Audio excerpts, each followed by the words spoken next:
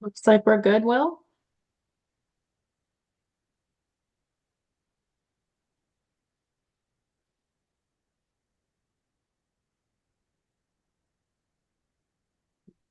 We are good to go. Okay. I'll go ahead and read the meeting notice so we can get rolling here. Please be advised that on Wednesday, January 28th, 2026 at 6 p.m., there will be a communications subcommittee meeting held through remote participation via Zoom. This meeting is being recorded. The meeting can be viewed live on Medford Public Schools YouTube channel, through Medford Community Media on your local cable channel, which is Comcast 9, 8, or 22, and Verizon 43, 45, or 47. Since the meeting will be held remotely, participants can call or log in by using the following Zoom link. The Zoom meeting ID is 959-8261-6016. You can also send questions or comments during the meeting by emailing Jenny Graham at medford.k12.ma.us. Those submitting must include the following information: your name and address, your Medford Street address, and your question or comment. I will start by calling the roll. Jenny Graham here, Nicole Morel, Here. Will Pipicelli, Here. Maria Dorsey. Here.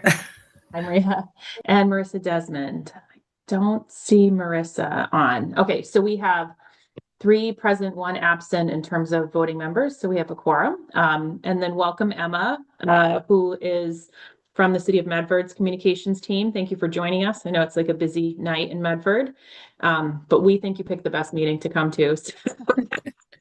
I agree. Thanks for having me.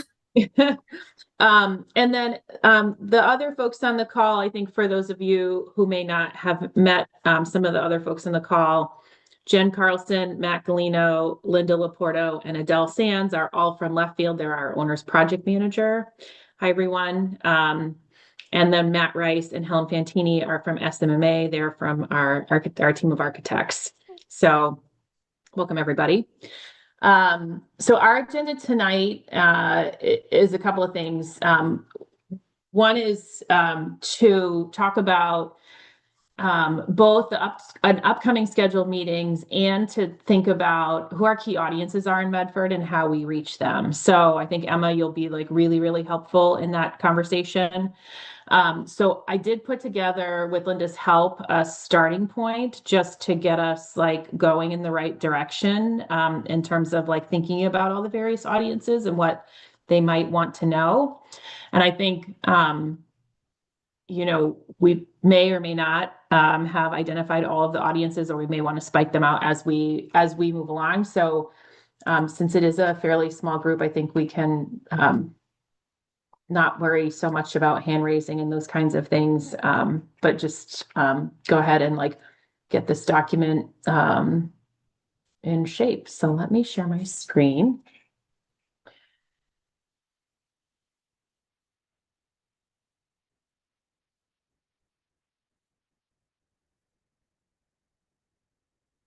Can you all see that?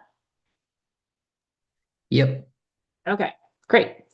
Okay, so the first thing that I did with Linda's help is just try to outline some of our different audiences and the kinds of things that they might want or expect from the SBC as we go forward.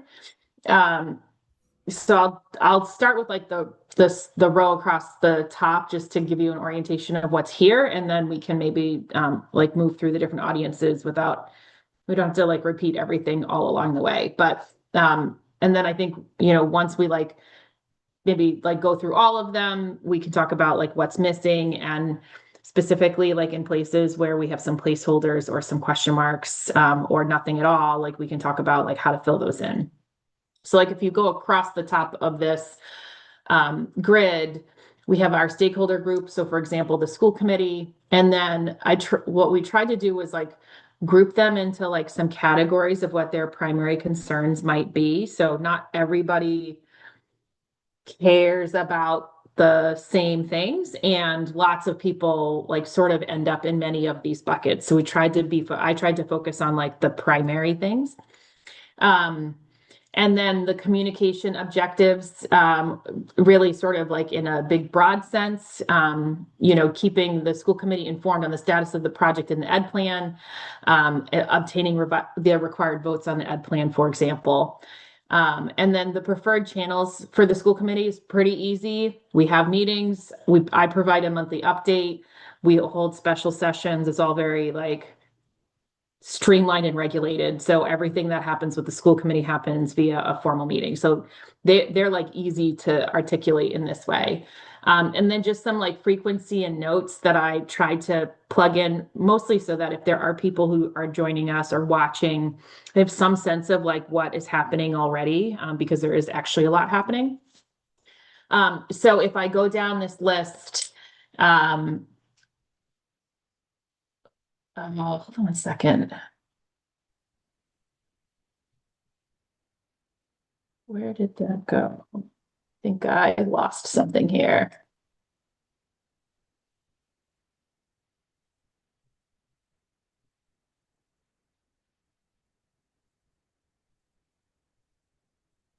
Okay, here we go. Just found a weird little loop in my document here. Okay.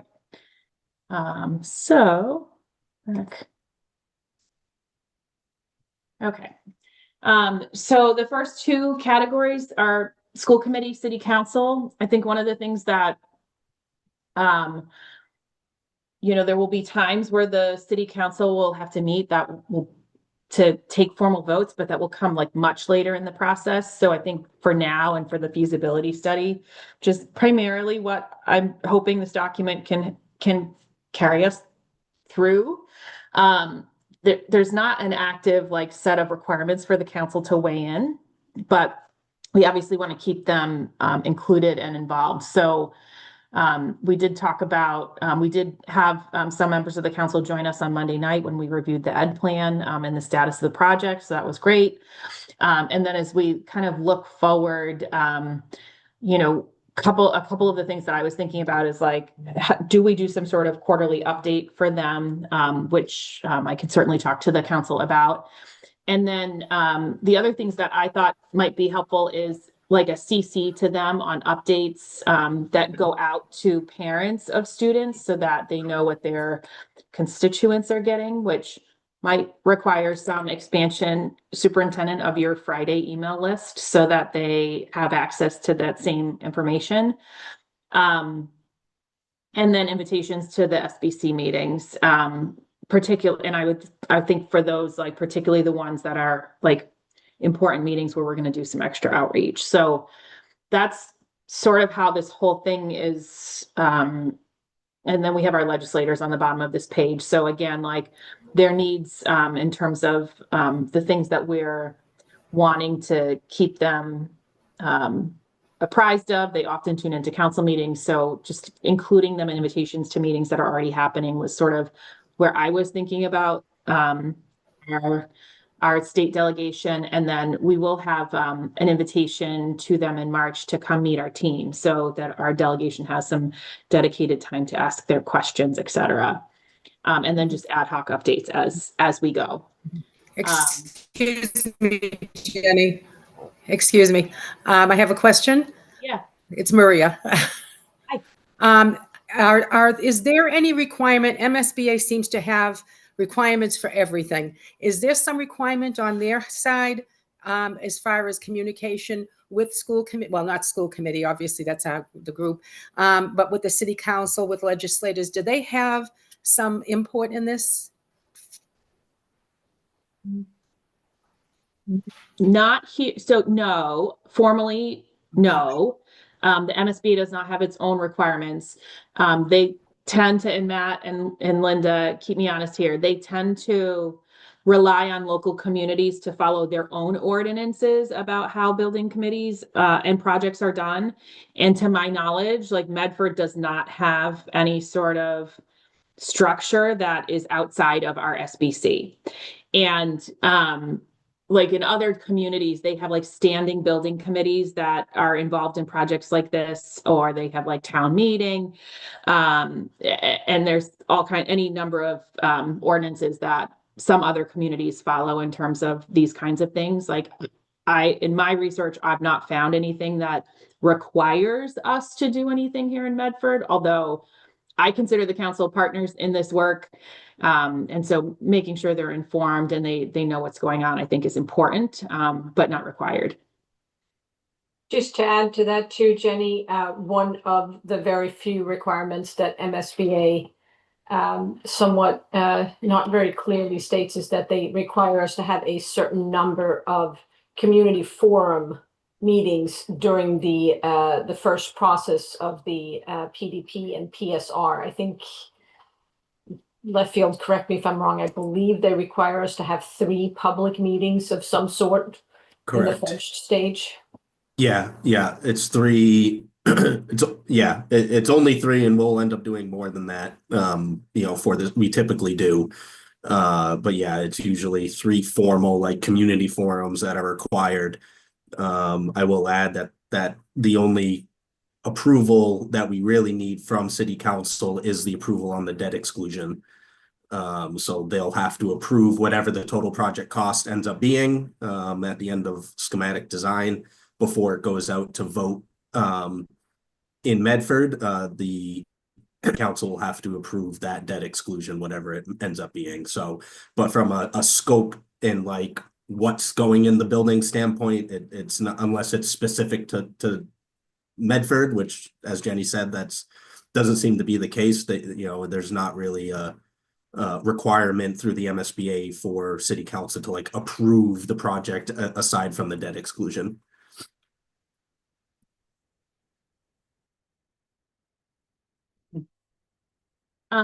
The next grouping are another like group of I'll say our heavy hitters in terms of people with high interest in the project. One is our abutters. So we have, I think, just for those of you who may or may not know this already, we have like identified sort of the range for our abutters. So we have a fenced off area on the map of like who the abutters are. And they're actually, all things considered, aren't that many abutters to this project because we're largely surrounded by fells. But we have actively been working with abutters because there's been so much site work happening. And as the site work got started, we hand delivered letters to all of our abutter homes. And made contact with the folks at the temple so that they knew what was happening from a site work perspective. And they also got an invitation to join our abutters email list so that we have like a quick way to reach them. The uptake on the abutters email list is not huge just yet. And I expect that it will continue to grow as the project progresses. We are also sort of in the end stages of putting together a postcard for the abutters. So they get another kind of communication from us. And that postcard will tell them, we'll invite them to 2 specific meetings we have on the calendar, particularly for abutters, where they can come in, they can look at wherever we are in the project, provide input, get their specific questions answered as being abutters. So that's sort of the strategy for our abutters is knowing that they don't all have school age children and they're not all plugged in, and that it's a relatively small number. A postcard felt like the right way to be less labor intensive than hand delivery of messages, but another way to reach people and invite them to be part of the process. And then we'll hold some specific meetings for them so that they can come in and chat with us. And then the next 2 groups are, I think, very similar in lots of ways, although maybe a bit different. And we probably need to do a better job on the teachers, but we have our teachers, obviously, big stakeholders in all of this, and our parents of our families, of current students, right? So the interest there is sort of everything, from site work to project options to cost to all the things. And the things that we have been largely doing so far are making sure that things are going out in the superintendent's weekly update and posting information to social media with like graphics and visuals and notices of upcoming meetings, things like that. And then I think the other thing like worth mentioning with teachers is that we have held sort of in tandem with our community forums, like teacher-based community forums, which I will add. And we have another one coming up in March, which will actually occur on the professional day. So we're hoping that we'll have great turnout at that one. Jenny, can I also just yeah. add to that? Just also too with all like the space programming meetings that teachers were a part of, a lot of the ed visioning work that SMMA did over in November, building tours. So we've definitely been thankful to have their voice at the table in multiple instances so far, and more to come. Right. Thanks, Will. I was like, this one is just incomplete, but I'm moving on for now. Somebody will correct me. So I think, one question that I have about like these two groups in particular is there anything we're missing? Like in terms of how we want to be thinking about reaching these two stakeholder groups?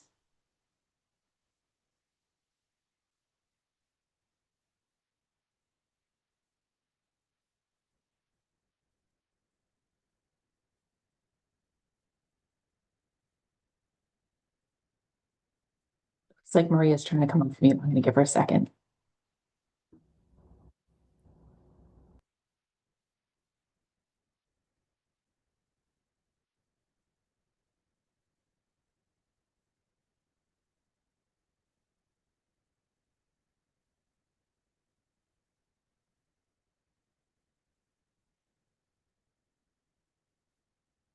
Maria, are you trying to come off mute? Oh, there you are.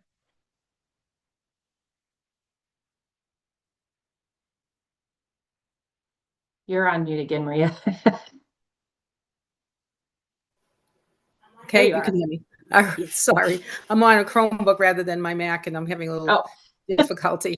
I'm not quite sure. Could you reframe your question Sure. about teachers and parents? Sure. So I think there's a couple of questions. One is, have we correctly identified the things that they care about? And I think in these cases, like we've identified that these two groups care about all the things, right, in varying capacities. And I think the other question is, if we sort of think about these being the primary ways we're going to reach them, whether it's like the superintendent's weekly update and social media posts, are there things we're missing in terms of making sure that we are reaching these folks in a proactive way when we need to reach them?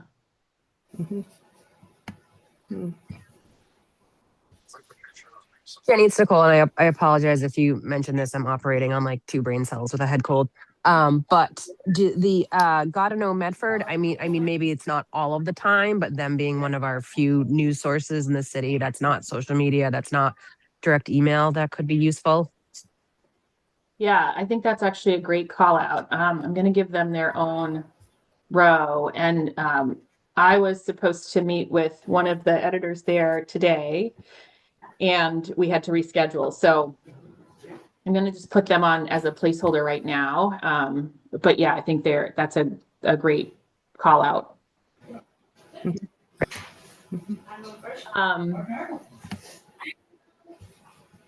So if we scroll down, I think the Jenny, other things that are, can you hear me, Jenny? yes. Okay. Really quickly, if it's okay, just based on like street data feedback and then some of the preliminary feedback, which included parents and teachers in the survey about the strategic plan. There was a question in there around what is the mode of communication people most want to see when we're communicating important pieces, and like the top 3 were the the superintendent's newsletter or newsletters in general, school visits and listening sessions, and advisory councils. Got it. So let's see. So I think first, from a school visits perspective for teachers, the community forums I think are like meeting that need. And for parents, was that feedback coming from parents as well? Yes. Okay. Interesting. So I guess the question, maybe a question for the group is like, is that simply a matter of like bringing the project to various school buildings? Because this project obviously actually is not going to really benefit the students that are there now, but instead be much more like intriguing to folks that don't really interact, may not really interact with the high school very much at all right now because their kids are much younger. So do you have any thoughts about how we might add that? I think that's an option. I think inviting people then up to the high school for a community meeting or a listening session, or a community space like the Medford Public Library, which might be central, or like the McGlynn, which is definitely central to the city. But maybe using one of those opportunities. I just think and I can like disaggregate that so that I can see clearly what educators said versus what caregivers said. But if you just look at the top two responses, it's people want things in print, but they also want that personal touch and that human connection in a meeting where they could probably, follow up and ask questions and gain better clarity. I do think in a number of our projects, school tours has been very effective with community members, people who don't come to school regularly, don't know why it's necessary, why this project is important. And sometimes having students doing the tours, explaining why it's difficult to do what they need to do, why it's difficult to get educated in this building. We've found, particularly with people who don't think it's necessary, suddenly they get a tour and they think, oh my goodness, how are kids functioning in this space? How are teachers functioning in this space? And it does have a different impact, but a good impact for people to go home and really think about it. Adele, do you normally see the most success with those like during the feasibility study phase, or is that like a little bit further along, or both? Both. Okay, great. Both. I think it's important. And it really depends on the community. But in one school, very distinctly, we were just beginning our presentations with the architects, and there was such a negative from some folks. Once we took them through, they were like, oh, I had no idea. Yeah. Okay.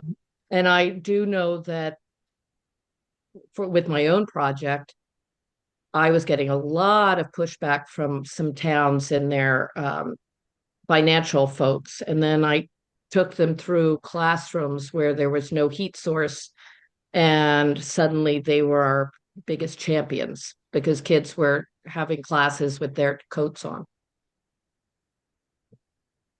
We can take that away and find a place in the schedule to add that. I think that's a great idea, and lots of people have asked for that. I agree.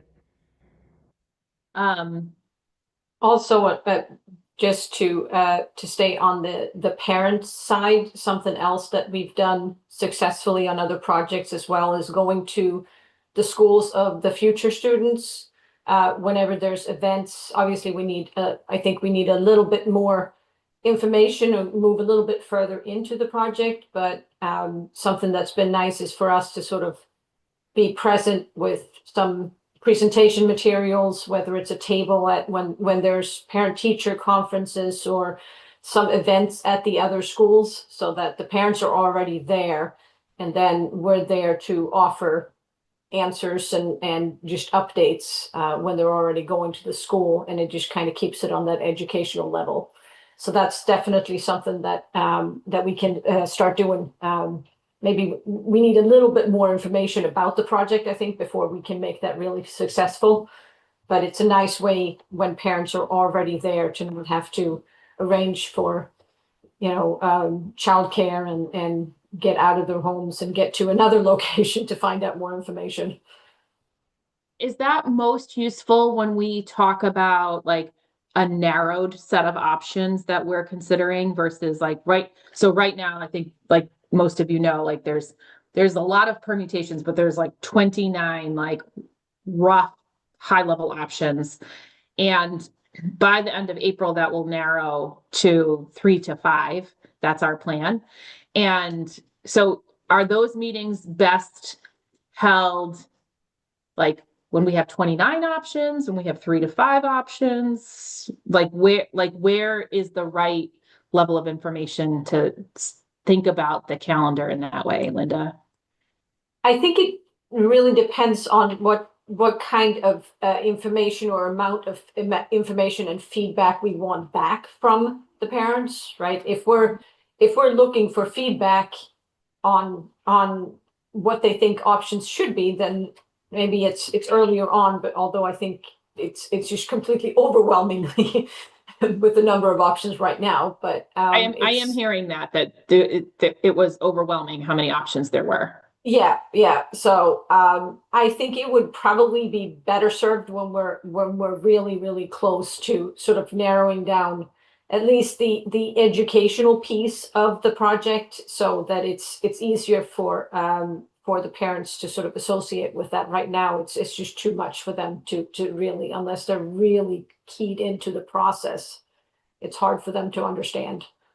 I think from just passing by somebody in a hallway or standing at a meeting. So I think we need to get a little bit further into it, into the project before we start doing that. Yeah, if I can just add, I think the hardcore press is really when we start schematic, and that timing will be with fall open houses. And that is a great opportunity to start to build knowledge of the project for especially those younger parents of younger students, get them excited about it. Sure. I am thinking that like once we have narrowed to like that 3 to 5 range, Helen, too, like that will be a good time to seek input, right? Like in terms of like helping the SBC think about like narrowing that down. So I think we can maybe look at the calendar. Maybe a takeaway for Will and Dr. Galusi is to look at the spring calendar and like work with the principals to identify like the things that are happening in the like in that sort of sweet spot of like end of April and May, where planning to have some presence at things that are already happening would make sense.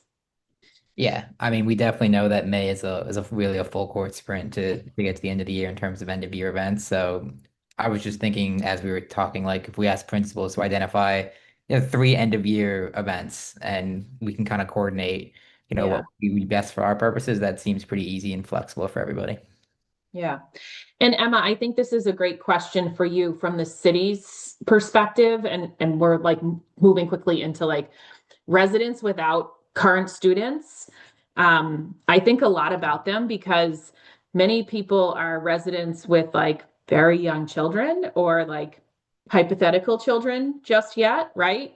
And they will benefit greatly from this project. But it is also really hard to find those folks and engage with them because they often aren't yet like woven into like and settled on like how they're going to participate or not in our community, right? So they come to us with like their own lives that don't anchor them to Medford necessarily, right? In all cases. So I was curious, as we're talking about this, if you had any suggestions in terms of like, how do we reach the folks that don't have children in school? Like the people with kids in school, we have like a really I think we have really clear pathways for them. I am worried about everybody else.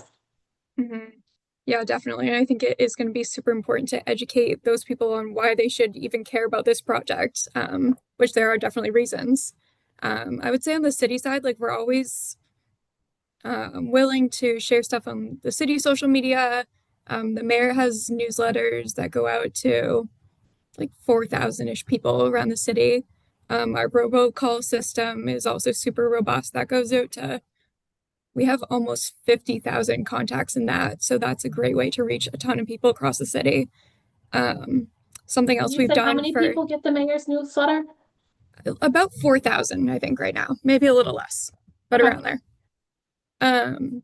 Something else we've done for bigger projects like zoning or maybe waste collection, stuff like that, is sending out like bill inserts within people's like water bills and tax bills and stuff like that.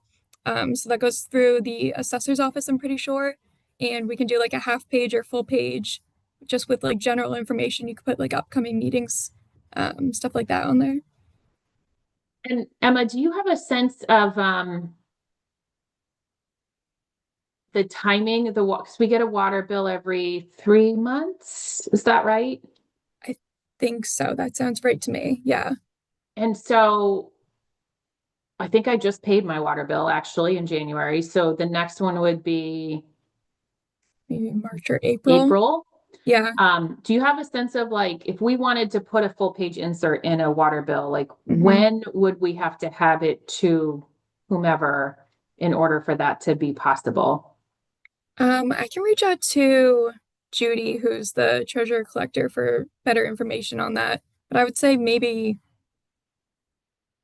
I think she usually wants things a few, like maybe 3 weeks before the bills are sent out because they have to like be approved, obviously, and then go to print, and then go through the whole mailing process. So, Okay.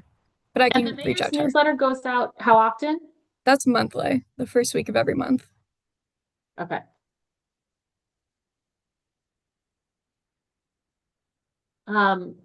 Would it make sense for us to like provide you like a monthly update for the mayor's newsletter so that in a standing way, we just know that we have to give you some sort of update to let people Yeah. know what's happening? Yeah, that would And be what's- great. What's the timeline for that? Just like the last week of the month, if you could do that, that would be great. And we can leave like a standing section for school updates. Yeah. And then the robocall platform, can you tell us a little bit about how that's used? We're like, Mm-hmm. Yeah, so we use it for, I guess I would say. yeah. So we use it like kind of in two main ways. I would say one way is for like urgent updates. That would be like snow emergencies. We'll do like construction notices to abutters, stuff like that. Like if roadways are being repaved, things like that, that are kind of time sensitive and maybe to more specific neighborhoods sometimes. And then the other way is the mayor does about every other week, kind of like events and general important reminder updates to the entire community. But yeah, we can target by location. So that might also be a good way to reach abutters, because we can target the calls Yeah. and emails and texts by like specific addresses. Oh, great. We should definitely do that. Because we talked about that when there was like real urgency to get to the abutters, and we had some high school volunteers make the rounds, which was fun. They appreciated the volunteer hours. But there's like 2 feet of snow now, so it's a little bit harder to do right now. Yeah. Okay. A call Yeah, would we be can easier. we can definitely do that. And then there was something else that you said that I was interested in. I'm trying to remember what it was. I know what it was. Are there events in the like spring that you think we should be like really thinking about? And you don't have to answer that right now, but if there is a list of city events that we should be planning for, we'd love to put them on our calendar if you could get that to us at some point in time.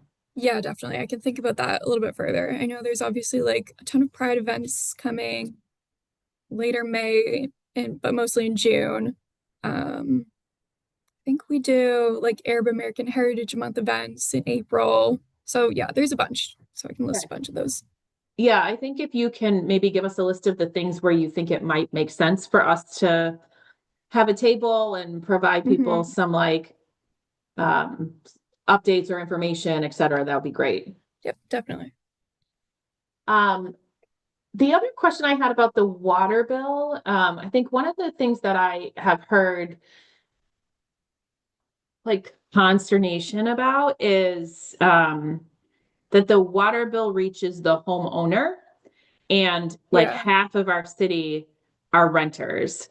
So how do we reach renters? That is a harder question that we're always kind of going back and forth about. I think the best way would probably just be a mailer to their address, because that's not going to, whatever owner address, that's going to the people that live there that like get the mail from the mailbox, So I think that's the And- best way, along with like digital communications too. And does the city do those kinds of like all address mailers?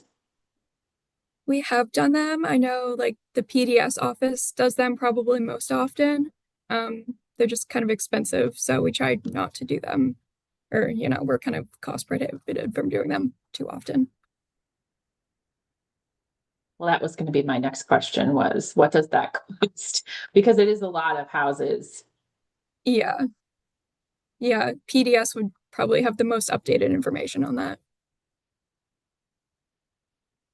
Is that something you think you could check with PDS about and just Yeah. give us some understanding of like what the Sure. costs might be that they have seen before? Yep.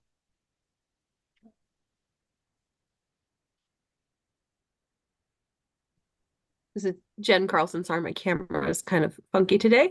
I was just going to say another thing that we've seen used in the past, even just, nailing up flyers with QR codes that say, are you interested in learning more about this project? Like put them on telephone poles, or especially where there's, denser residential that you are trying to get people's attention. So something kind of flashy that's just kind of nailed up where people walk to kind of get passersby.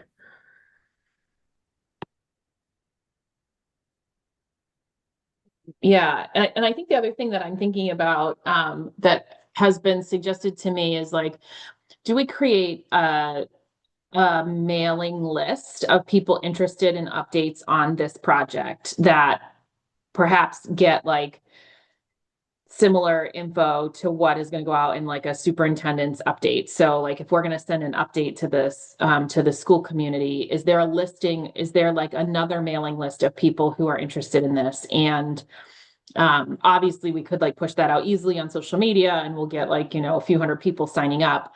But perhaps if we took the approach, if we were going to do some kind of a mailer, if we did some kind of a postcard or something like that, that gave them a QR code of like, here's the project website, here's how you learn more, here's how you sign up to get like project updates to your email box. I don't know if you've tried that before, Emma, or if you've had any success with some sort of loop like that. Like we had like mixed success so far with the abutters, but I also think like it's very early in the project for the abutters to like be super duper plugged in unless they are, plugged in because they have children or, kids who work in the school or like those kinds of things, Yeah, I like that idea. I've worked with Office of Prevention and Outreach. We've done like surveys for the new senior center website that we were trying to revamp. And so we sent out postcards with like a QR code to the website and to a survey, and we got like pretty good amount of responses from that, I would say. So I think people are pretty responsive to that. And once we have all those emails, we can build the lists in Final Site relatively easily. So like right now, our system is broken down by like school and role. So, parents at the McGlynn or students at the Brooks, for example. If we just make a list of MSBA Yeah. info seekers, I guess, and we can just send MSBA specific or and just like general project updates to them as opposed to any like school-based updates that maybe not be as relevant to them.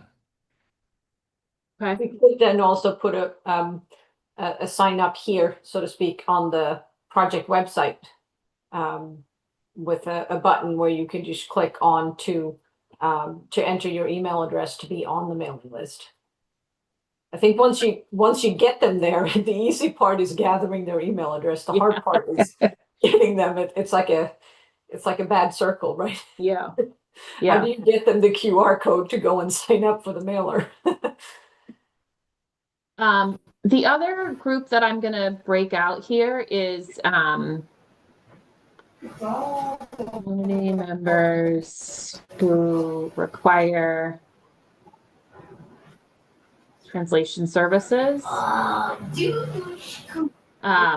And we've been doing a lot of work with the folks at City Hall, with Catherine, to provide like in-person translation to some of our meetings and then Zoom translation services. So I will call them out just so that they are front of mind as we're talking about all of the audiences that we're interested in reaching.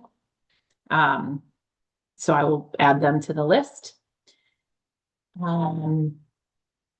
And then we have a couple of like specialty groups. So like our first responders, police department, etc. I'm making a broad assumption that email is the easiest way to get to them, but I think we just might want to ask them that question in some of our upcoming meetings because the things they're going to need to know are a little bit different than the like broader community. Our boards and commissions, there's any number of boards and commissions. Will and I have a list of how to reach the folks on our boards and commissions. We have been talking about putting out an email that introduces where we are in the process and asks them to provide us some feedback about the kinds of things that they want to know about so that we can tailor like how we are communicating with our boards and commissions and we're like getting to the right people at the right time. So that is upcoming. We have the Council on Aging here as like a separate group because I know that this project will be of great interest to our senior citizens, many of whom love our vocational programs and the services they're able to take part in there. And then also, obviously, when it comes time to talking about a high school and the reasons to say yes to a high school, to Adele's earlier point, is sort of like a less direct line for the folks at that the Council on Aging might have access to. So I think we have to think about the right way to reach those folks beyond what we've already talked about. And Emma, I don't know if you have any secrets in terms of like reaching that population that we should be adding to the list. Yeah, I mean, I know off the bat that Pam Kelly runs a really great newsletter for seniors that's also monthly. And that gets mailed out and like hand delivered to a bunch of places across the city and like a bunch of addresses. So that's a really good option.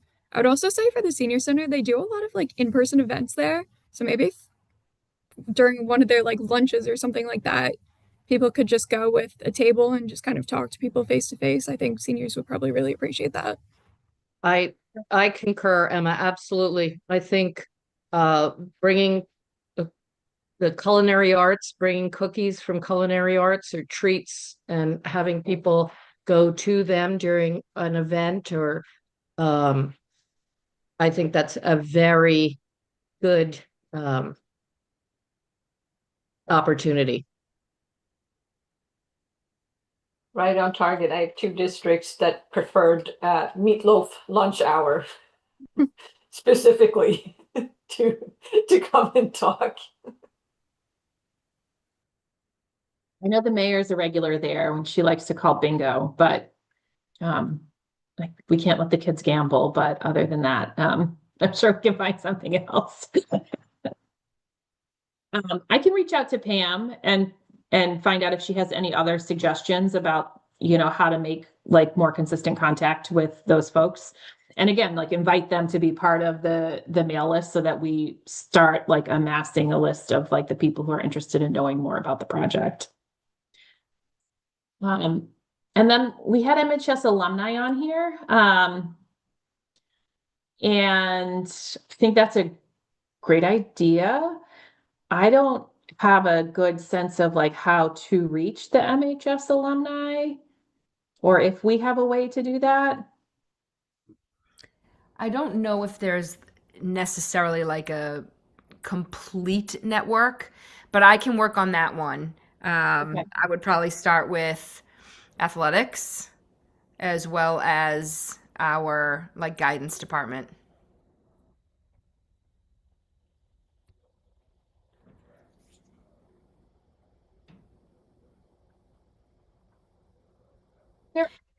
And I'm sorry, Stakeholders did I that we're missing. did I miss a specific separate block for students? You did not. And I'm going to add them right now.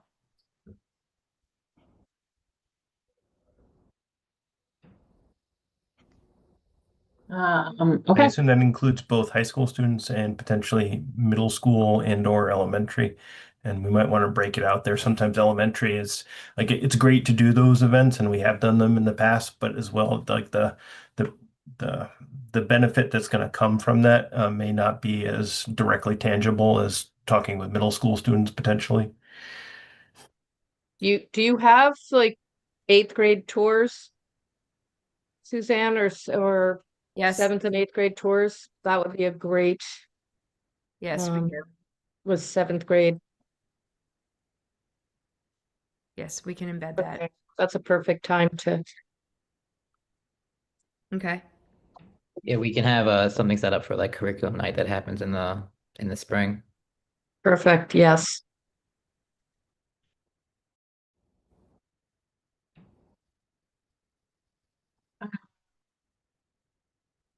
Or no,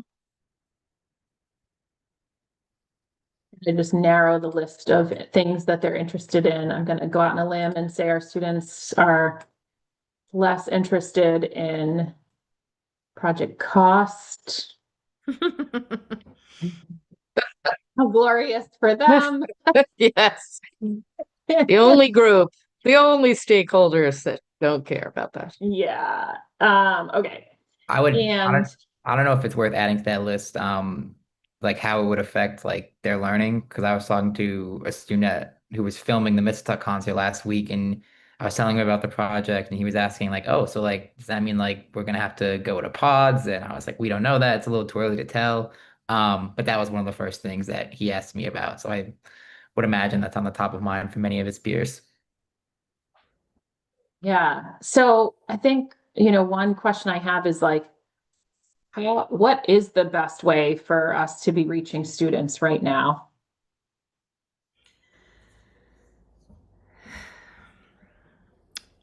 I think I'd actually like to talk to the principals about that because I do think it's going to vary from level to level.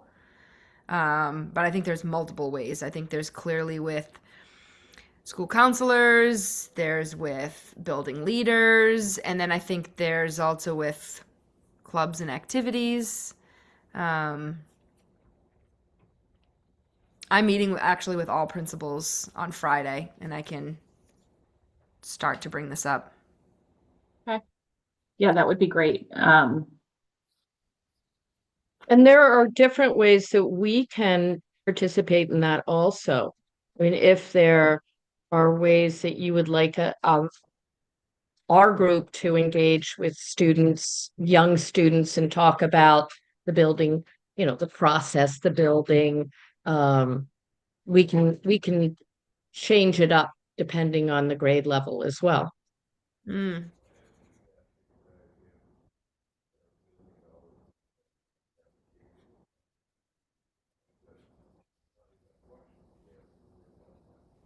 Adele, do you have suggestions on how you've done that before beyond like a table at like a curriculum night kind of thing? Absolutely. I mean, actually, I can reach out because we have done at different schools, different levels, gone into classrooms and had kids build things. But I can certainly reach out. We have a couple of people on staff who've kind of made it kind of a semi-career to go into elementary schools to do this. So I certainly can. They've written it out, so I can gather that and as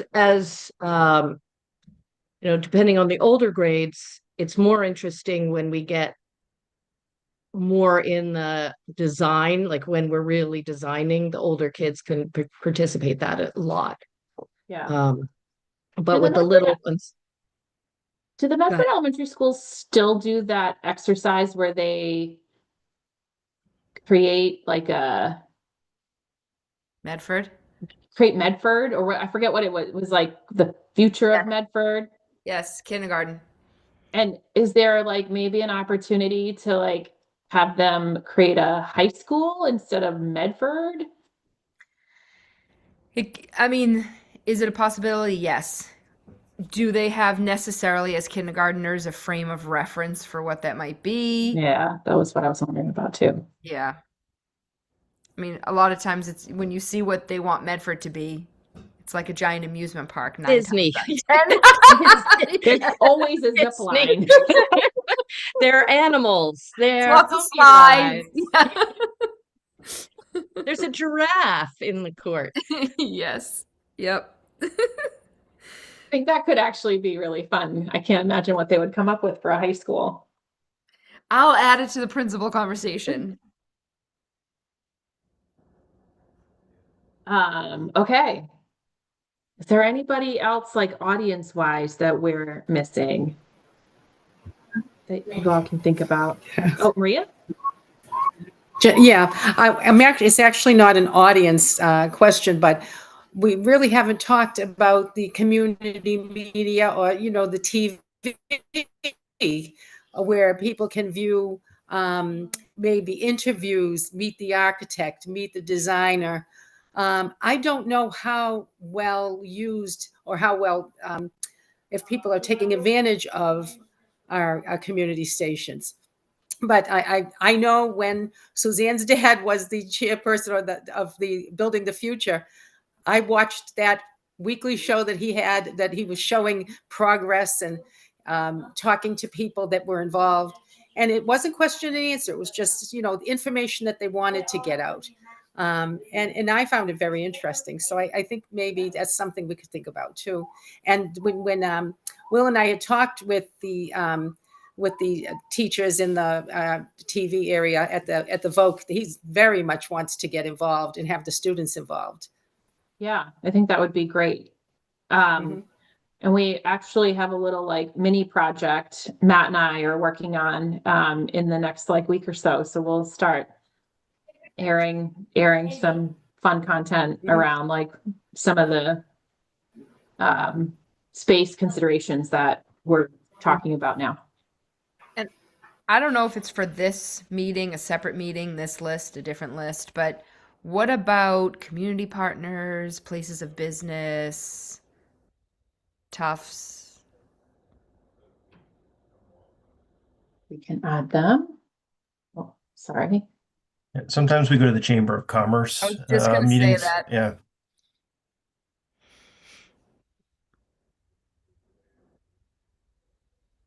And Suzanne, as you're thinking that we would want to reach them separately somehow, or that they have a different like level of interest, or like what are you thinking about? I would say like yes, and I think in my mind there's a lot of businesses that have like legacy holds here in Medford, or community partnerships that do a lot to support the schools, a lot of the programs associated with the schools. And I think some of the outreach might look different, but I think there's a lot of community partnerships and businesses that would be. would be helpful to lend a hand. Yeah. I agree. The other thing is Chad has to have 2 advisory meetings a year with all of his programs. And that's a great place to get to them to do a presentation. I don't know how he does it. Sometimes it's one time it's just a working event and the other is more of a eating event, but to do a presentation for the whole, through all of the advisories together, and then send them off to their groups to talk about specifics is also a way to get your local businesses, the people who co-op your students, have them involved. Yeah. Adele, is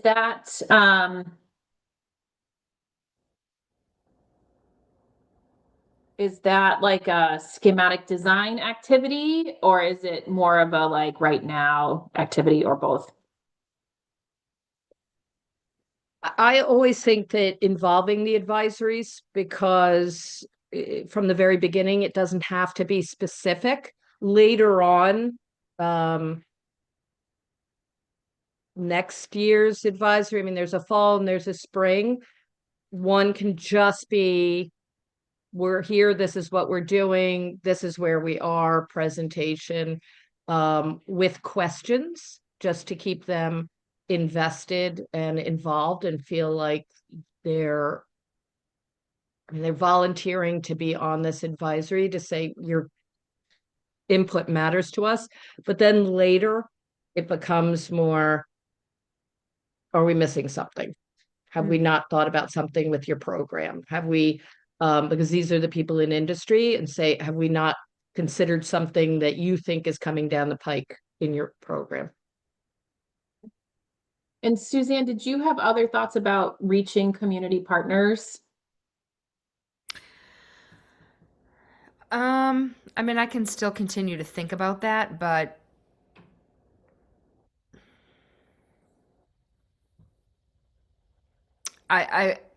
my first inkling was what Matt said about starting with the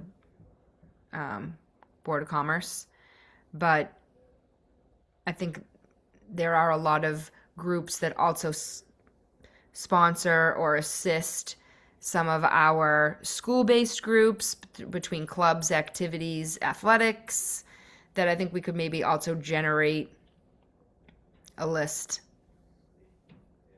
Even if it's just also to like establishing a relationship and hanging like a flyer, like learn more about the Medford High School business like project, like just expanding awareness about it as well. Mm-hmm.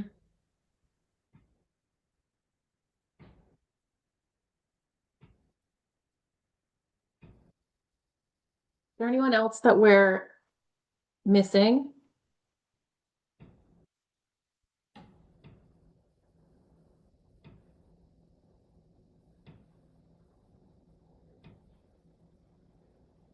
Okay. So I've been keeping notes of some of the to-dos and like the details that I'll like weave into all of this as we talk. The next table, like, give me just 1 second. I'm gonna like drop it all onto one page. This next table is like our planned community meetings coming up.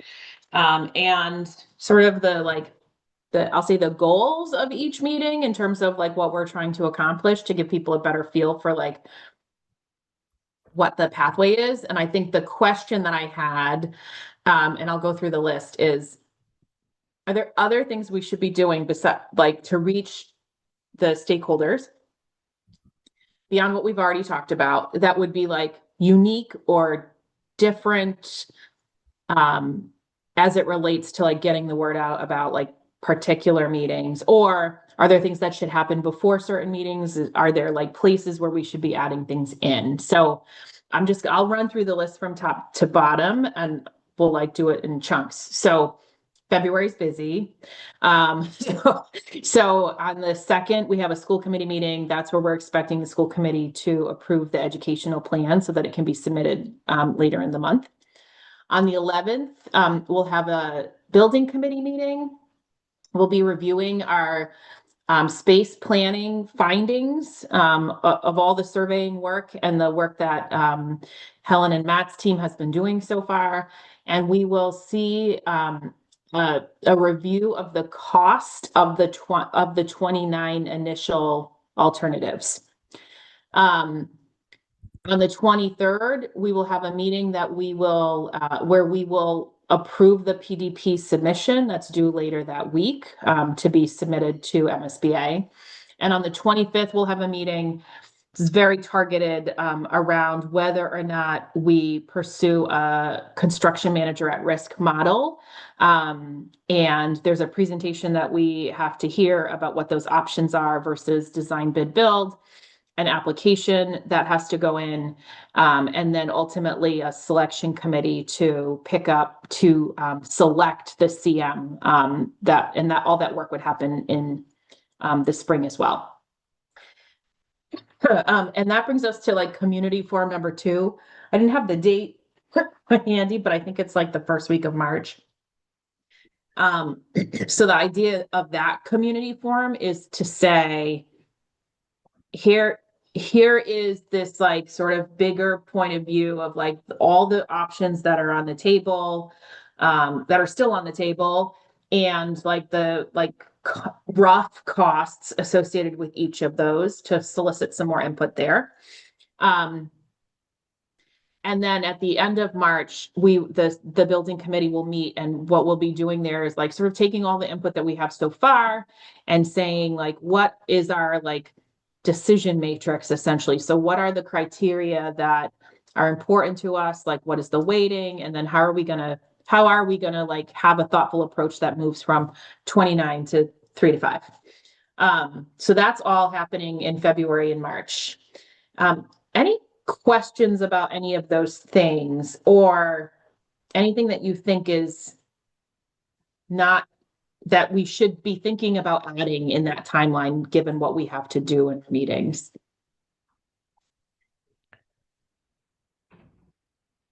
I know the March 3rd PD day for staff can definitely get added to this list.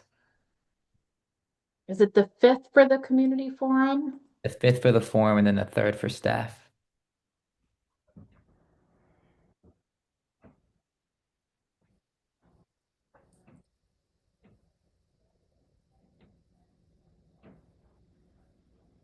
Okay. I think we got a time for that too. Just we have a lot of key people on this meeting, Great. right?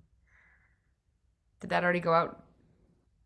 I don't think so yet, but Okay. Okay. So then, at the end of April is where we'll be narrowing from 29 or 25 or however many we have, that we submit at the end of February to 3 to 5 using that decision matrix. So, I do think there should be some sort of input session before that meeting on the 27th, or some sort of like, I think there will be high community interest in like the narrowing of the options. So I'm curious for this group, if you have thoughts about the kinds of things we should be thinking about adding to the calendar in this space where we're going to go from like 29 to 5, say to 5.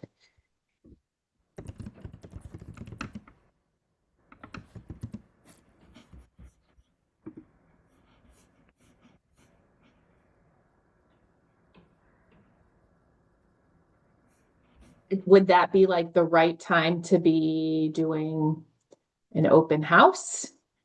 That could also double as like, here are all of the options on big pieces of paper so you can take a look at them.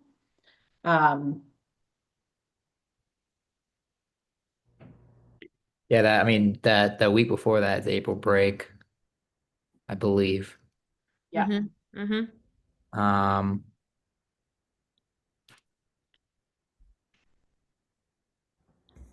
So the March community forum is essentially like this is the latest updates. These are some of the designs. March Tell us what you 23rd. think about them. Yeah, and then so what's what would we then need between collecting that input and then late April when we narrow it down? I think it's just another touch. Okay. Like that's a big narrowing, right, of options. So just giving people another opportunity and maybe like bundling it on a day where there can be some building tours would make sense. So does that mean you want it during either the April break or a Saturday? I definitely don't want it during April break. Because I don't think there will be enough people around to do it, but maybe like early April. Like I think we could certainly do that in early April. Just looking at the calendar. And we could do it on a Saturday, that'd be fine.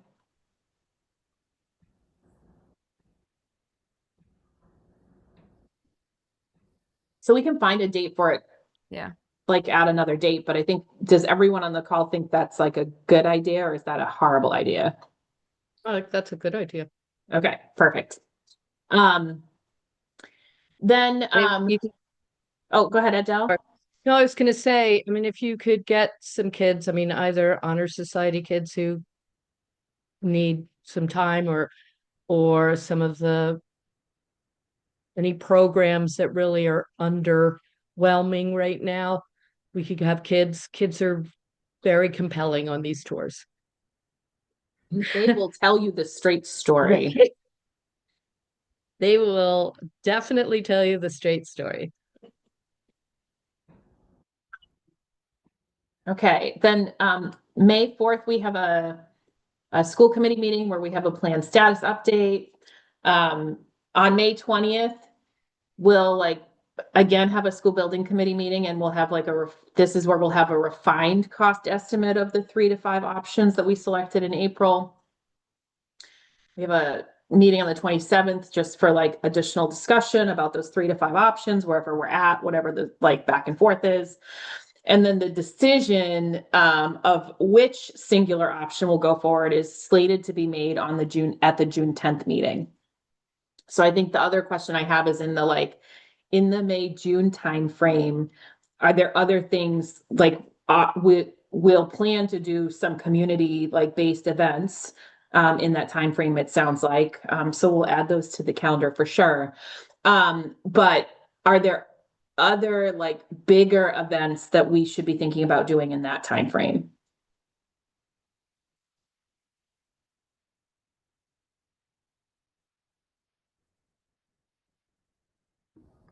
Is this where you want to be weaving in some of those community events? Yeah, because I for mean, sure. I think Will and I can work on that with principals, as well as May is typically Arts Month. So I think there'll also be a lot of performances, art shows. Yeah.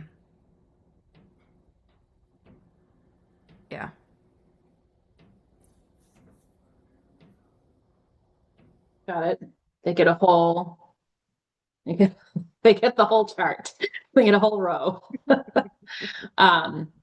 So I do think that if that's our May strategy, I think that makes sense. And if we have done the community meeting legwork, like the bigger community meeting legwork in the lead up, we can be focused in May then on like getting out to all of these events and not trying to do both of those things at the same time.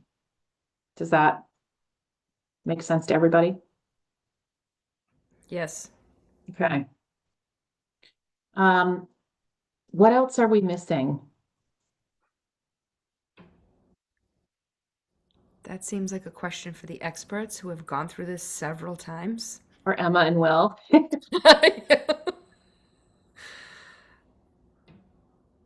This looks very comprehensive. It really does. And as we go through this, we also may see opportunities, or people may bring opportunities to us. Sure. You may hear about somebody say, "Oh, can you come to?" Yes, we will. Yeah. Okay.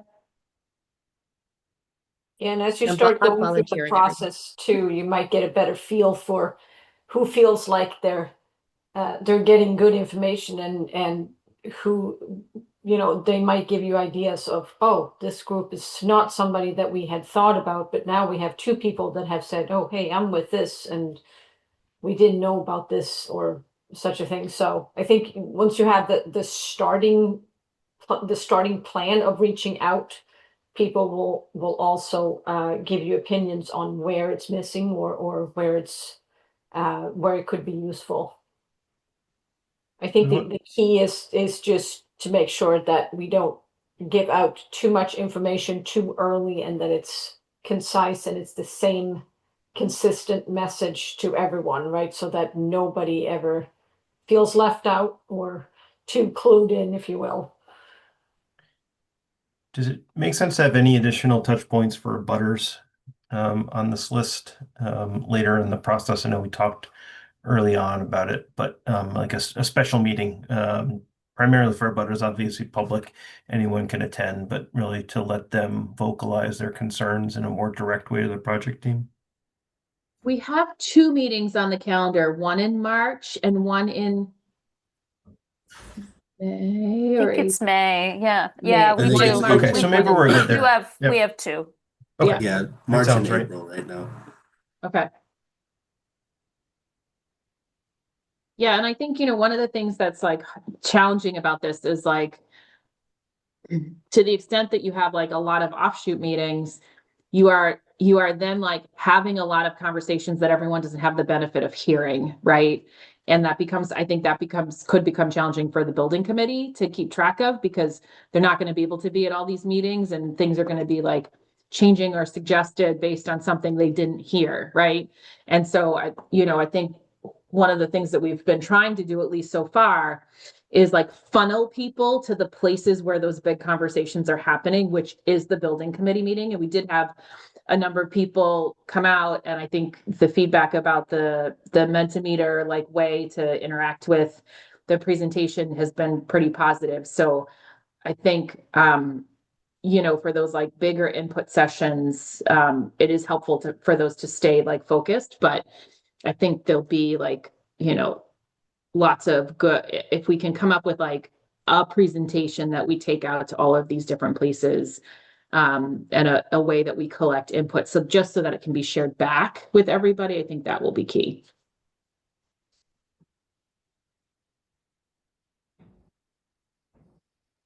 Okay. Is there anything that we didn't talk about that we're missing?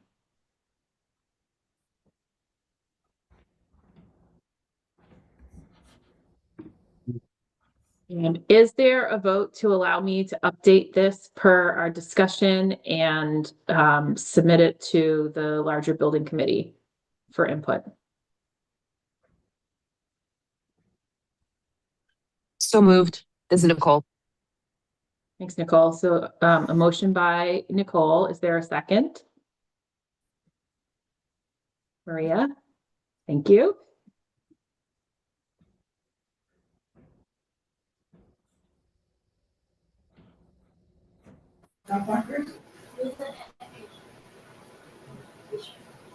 Maria, was that a second? Yes, it is. Sorry. That's okay. Okay, I'll call the roll. So Jenny Graham, yes. Nicole Morel. Yes. And Maria Dorsey. Yes. And Marissa Desmond is absent. So 3 in the affirmative, 1 absent. That motion is approved. Is there a motion to adjourn? Motion to adjourn. Motion Maria. adjourned by Maria, second by Second. Nicole. Roll call, Jenny Graham, yes. Nicole Morel, Yes. Maria Dorsey, Yes.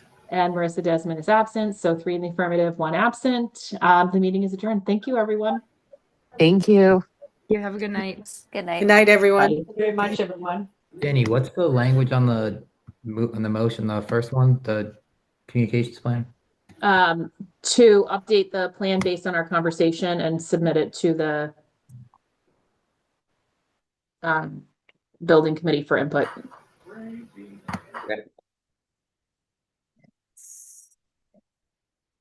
All right. Well, I guess I'll stop sharing. Perfect. All right, have a good night. We're a few minutes early.